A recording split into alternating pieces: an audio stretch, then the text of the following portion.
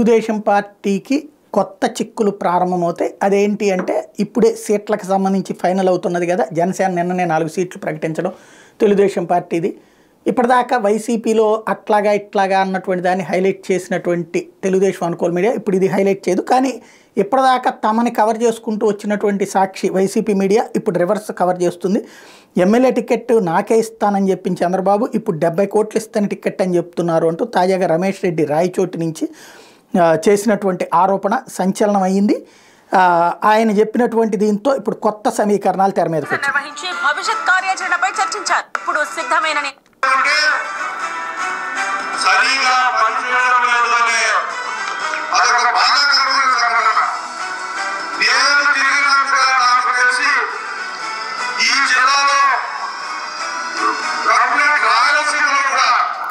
మూడు సార్లు ఓడిపోయాను రాయచోట్లో, ఈ దఫా సమీకరణాలు మారితేనే నాకు కనుక ఇస్తే నేను గెలుస్తాను, కాబట్టి 70 కోట్లు అంటున్నారు అన్నట్టు. అంటే వాస్తవంగా 70 కోట్లు చంద్రబాబు గారికి ఇవ్వమని అన్నటువంటి కాన్సెప్ట్ అయితే రాంగే.